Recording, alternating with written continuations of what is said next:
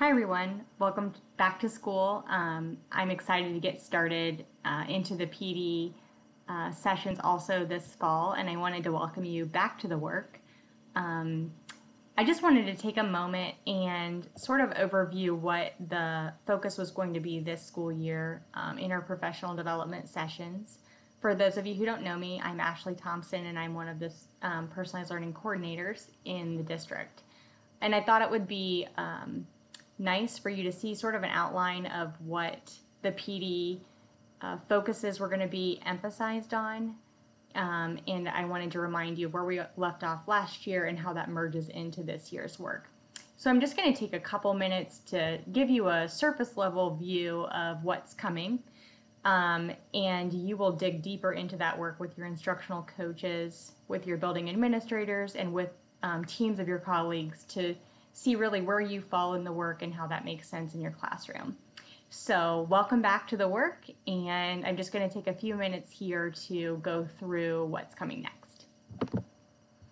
So as you know, in personalized learning last year, we worked heavily in K-8, especially on the learning continuum, going through standards, prioritizing standards, and building out the first draft of the continuum. That work will continue in K-8 this year as we move into learning progression building. And we're also get to kick off that work in 9-12 and Unified Arts, which is going to be exciting and a heavy lift this year as we're working in multiple levels on our standards-based tenet. We are also going to take a deeper dive into mastery mindsets in the classroom and really think about, what does that mean? How does mastery impact learning? What's really the spectrum of mastery and what's involved in setting up a framework that allows students to engage in a mastery learning environment. So this is just a recap of the 5 tenets of personalized learning for Marysville and really our focus areas of the work. Like I said, this year we will hyper-focus on mastery along with our work building learning continuums, which really correlates to this standards-based tenet. So if you're not familiar with this sort of anchor image, you will become very familiar with it. We tend to stick here to create our district goals and to just align our work to our personalized learning transformation happening in Marysville. So as you think about mastery, I think one thing that we all tend to focus on is, how does that change grading and reporting? And certainly it has influences in grading and reporting, but I encourage you to think about, how does it influence the learning process for our students in our classroom? And we really have done some research, made observations, collected evidence, and nailed down 7 attributes that are evident in any mastery framework that's making positive impact for kids in any level of classroom. So while they might articulate differently depending on the student demographic, there are 7 kind of core attributes in mastery that you can count on to make a positive impact on student outcomes in any grade level and any content. And that's really what's going to give us some guidance this school year. We're all going to interact with what those attributes are and how they actually become action items in our classroom. So like I said before, we often jump to, how does this impact grading? How does it impact reporting? What happens to the letter grade? What happens to averages? What happens to the transcript? And while that's important, and there are some influences there, the heaviest influence and the biggest impact is actually on the learning process in the classroom. So as you take a look at these 7 attributes that correlate to this mastery acronym, you'll notice that there are only a few that actually focus on grading and reporting. The S, scaled measures of proficiency aligned to the target, is work that's going to happen during the learning progression phase of the continuum build. So we will preview what that looks like in a few minutes, but know that your focus instructionally should be on creating ways for students to have allowances for multiple attempts to demonstrate mastery. Maybe they can have voice and choice in their demonstration of mastery? Can that be in varying formats? What does your Tier 1 remediation look like when students are struggling? How robust is your formative feedback cycle in the classroom so that their multiple attempts are informed and so that they're making adaptations to their learning that lead to better outcomes and lead to progress toward the target? Readiness determines advancement. Sometimes gives folks some anxiety because it insinuates that, with 30 kids in a classroom, you might have 30 different learning standards and learning targets in action at the same time. And really just think about, does it actually mean a new target? Sometimes it may, but it might mean a greater complexity, a bigger challenge, a little more time if a student is struggling. So just being responsive to student readiness to move forward on those guaranteed and viable learning targets that have been determined by the learning continuum work.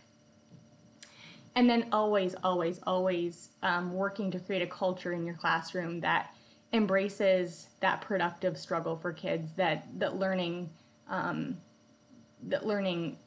often promotes. When kids are challenged, do they have the resilience to move forward? Do they have advocacy skills to ask for help? So just always embracing that growth mindset and just habits that help them endure to the goal. So as you embark on your PD cycle this year, you're going to hear sessions, you're going to read articles, you're going to have dialogue about instructional shift through mastery learning.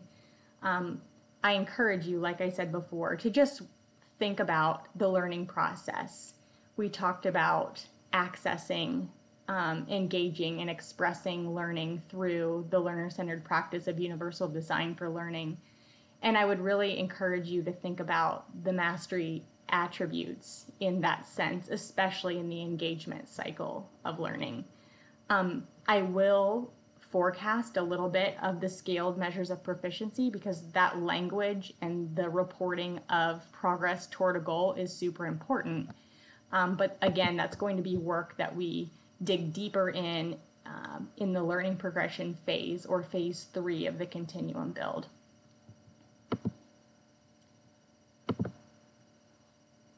Oftentimes, there's clarity and simplicity in reporting mastery in a binary measure. So in kind of a twofold measure. Has the student mastered a standard?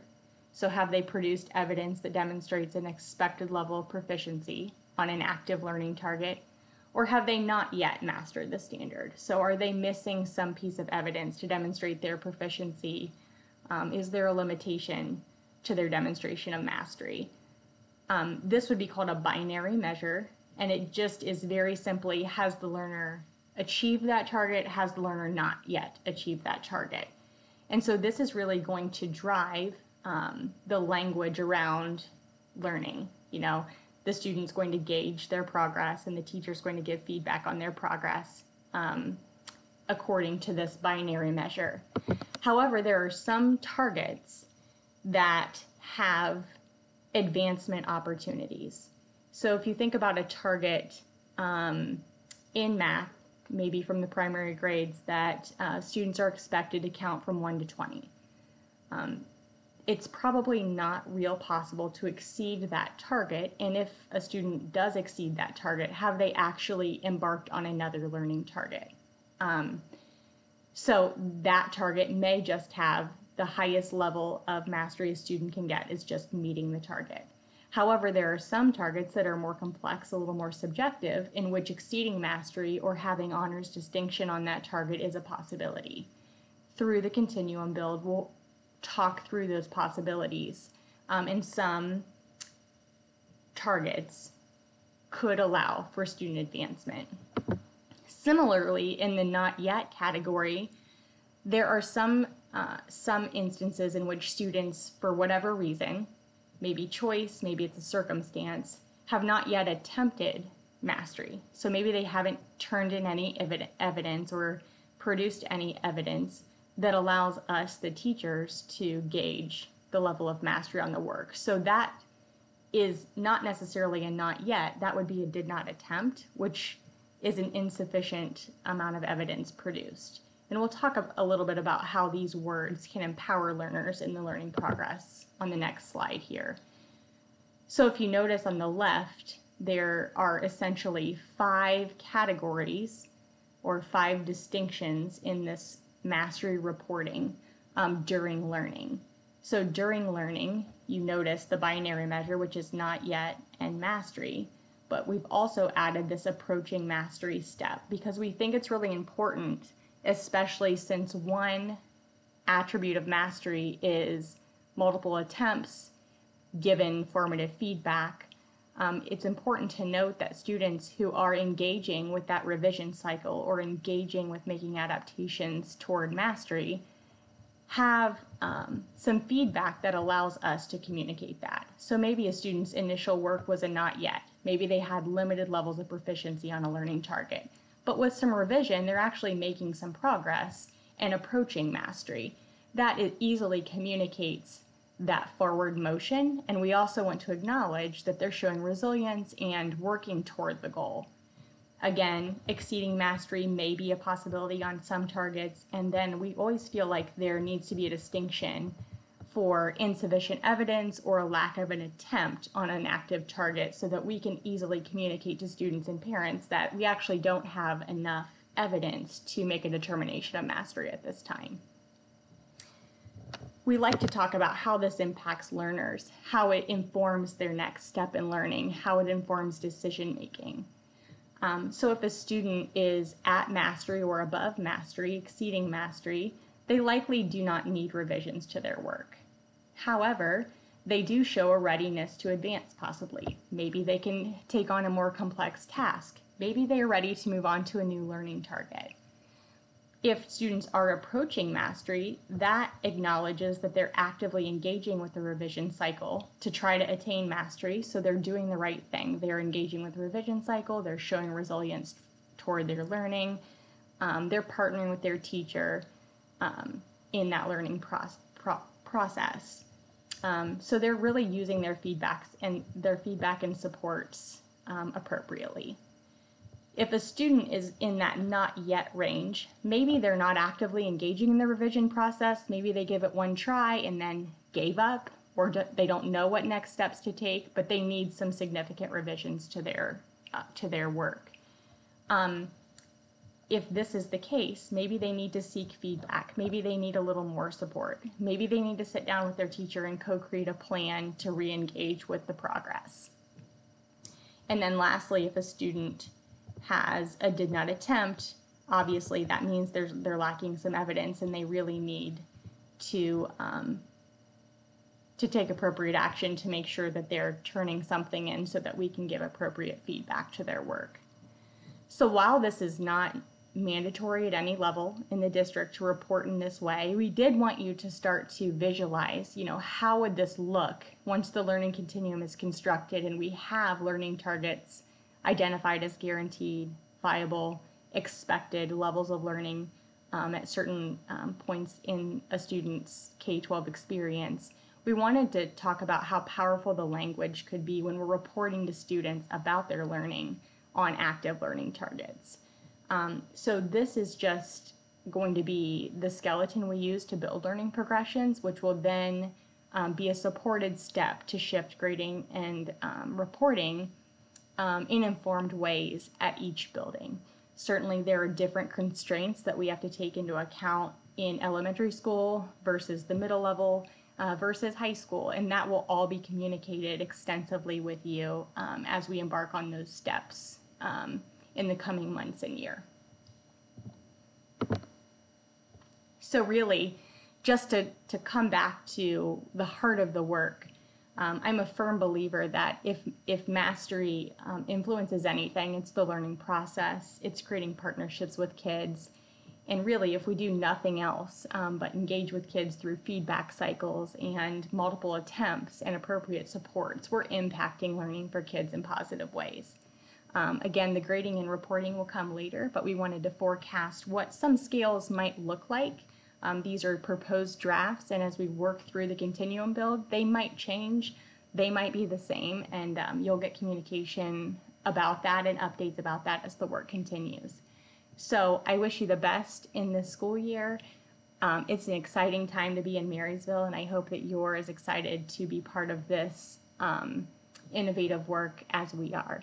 So good luck at your prime time session with your coach and your administrator, and as always, reach out if you need any support. We're here for you. Have a great year.